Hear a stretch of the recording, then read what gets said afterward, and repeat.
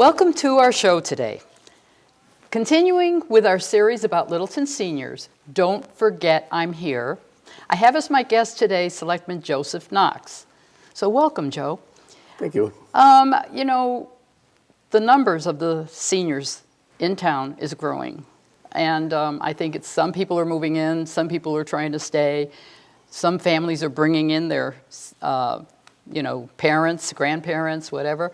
So, but because the taxes are rising, it's making it a little hard for the seniors to think about staying here and staying where they're familiar with the surroundings and they have friends here. And but what I'm wondering is, are we making plans, any plans to, help them along here to stay? Barbara, I can say, and very positively say, that the Board of Selectmen is very aware of this. And I'm happy to report that there's a lot of effort being put into all the topics you just talked about. And there's a long way to go, but at one point people thought, that there's nothing being done, but behind the scenes we are talking about different ideas that are coming up. First, if it's okay with you, I just want to thank you and the work that you do, and Pam does, and Tina does, the COA does. I mean, that's the core that keeps us aware of things, and people have to know that you're educating us all the time and giving us, some of the needs that are out there. We know how important it is, and even from last night's Selectmen's meeting, when we talked about with the FinCom what the needs are, there had to be 7 different departments that asked for increased staffing. Right. And every single selectman voted that the number one priority for staffing was with the elder services, which is a great sign. So, Yeah. and we know that, as Selectman Glavy said at one of the meetings, the aging population is a growing baby. We know it's growing. We know it has to be taken care of. We know that there's needs right there. Mm-hmm. I know that years gone by, if I think all the way back to about 1998, there was a committee in town that did a housing survey. Mm-hmm. They spent 9 months to a year doing it. And unfortunately, like some things that get put in a shelf and no one did anything with it. Mm. I'm happy to say, besides the Board of Selectmen, that we have an active planning board that's out there right now trying to make plans and trying to solve some of these housing problems, keep people in town. Good. Even at one of the COA meetings I went to, I remember one of the members saying, a lot of this stuff won't happen in our lifetime. Well, it's our objective that it does. Yeah. And at the very next town meeting, there will be some things on that town meeting that comes up that people can vote on zoning changes. Some of them are very simple, some of them more complex, but I applaud the planning board for the work they've done. Those seminars they had, I know some people said, well, that didn't relate to our problems, but the people who run that take that back and put everything together, and they have some great ideas. One of them is what we call an apartment off a living thing, in-law apartment. Right, right. The way bylaws are set up right now, it has to be a blood relative or someone who you're financially responsible for. Uh-huh. We'd like to change that, and I think this will come up at town meeting. So to change that, so any senior could move in. Say I do have an in-law that my daughter lives in now. If my daughter were to move out, it would be vacant. Yes. It'd be nice for me to say, okay, if a senior wanted to take that space, that we could actually give it to him. So that's being worked on. That's great. And I have this thing right here that this is from the planning board at the last meetings. The purpose, it talks about the purpose. The purpose of this article is to provide a variety of housing types, settings, residential services to meet the needs of people as they age.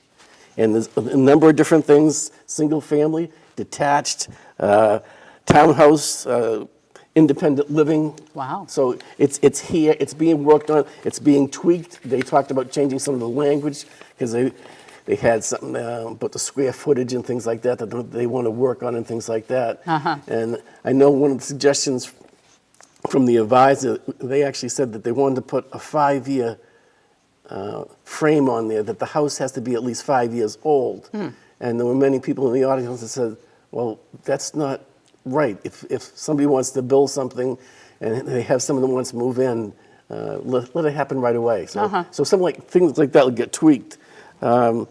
age-appropriate design, too, if I can just go on with this. Sure. It's just one paragraph. A senior residential development shall be designed to provide senior housing services in a setting that encourages and supports aging in the community. While units do not have to be restricted to 55 and over, they must be the type of building that would be great, and they list all the things. You have to, your doorways, certain sizes, and something like that. So it's being worked on. I'm happy to say that there's a lot of energy out there, and as one of the planning board members said, he enjoys this because they're actually doing planning and not just reacting to what comes to them. Right, right. This has been like, we keep thinking that we come up, at a meeting, and then maybe other things happen, so it takes a few years to come back to what we need. And so I think that I wanted to start this, Don't Forget I'm Here, because of the fact that I kept hearing things are starting to happen. And it really makes us feel good, because seniors oftentimes, I'm not saying that it's happened a lot here, but oftentimes are pushed back because we think that they're taken care of. Oh, you've got your house, you've got your family, and a lot of times they don't have a family, but they do have friends in a town where they are and they want to stay there, and then they can't afford it. That's the other thing, they can't afford it. And so it's good that you're all thinking of us now. It sounds a little more, like important to you. So I appreciate that. Even on the tax part of it, I mean, we are looking at what's called the Sudbury plan, and I think Selectman DeCoste might have already talked about this. We're in a different situation. So if we did something like that, we'd have to tweak it a bit and not copy them. And I know he's already been in contact with the people from Sudbury. Since we already have a split tax rate, we'll have to make tweaks to it, because you're asking the same people that took an extra burden before to take on more. So we'd have to tweak that in certain ways. But it's being worked on. We're taking ideas like that, and we're looking around the state and how other towns and municipalities take a look at these things too. So we're looking at that too. So I want to point out too that maybe 2 years ago you had that senior survey. Yes. And that senior survey was excellent. It's almost like having a Bible that you refer back to, and you can say, this is what they said. So having something like that to refer back to, the needs and things too, was very important. Yeah. We spent a lot of money doing it, and it's 2 years old, but at least it's people going back and looking at it right now. So. Right, yeah, so, yeah, and hopefully it won't change a whole lot in the future so that you can still work with it. That would be important than getting another one out there, you know what I mean? Well, even Barbara, and I know that you'll probably have someone on in the future to talk about some of these subjects, so I won't go into it in detail. But we're working on transportation. That's being looked at, and I know that our town administrator has done a lot of work with Crosstown Connect and things like that, and our own van service. So we're looking at that, and we're also looking at the space. And we're going to have that survey being taken place, and I'll let someone else refer to that in the future that has more details on it too. But we've looked at a number of communities, how they've made space for the entire town hall, so the council on aging and the seniors could have space, and the library could have space, and more meeting rooms, that type of thing. So all that's being looked at right now. Yeah. So it's coming along, it's exciting, but we still know we have a long way to go. Yeah, it's a long way, but it still makes me smile, because I feel like at last you're talking about it. Right. You know what I mean? And I shouldn't say talking about it as much as talking and trying to do something, because we can talk forever and it doesn't happen. I mean, because there are other things that come up, and we realize that. But we're almost ready to talk out loud. That's about good. Seniors. Yep. Yeah. Well, I have here that the problem is, too, that some seniors can't afford medical, dental, housing, and et cetera. And they are important things to make them feel they can age the way the golden age is supposed to be. We're looking for that golden age still. Maybe we'll find it in Littleton.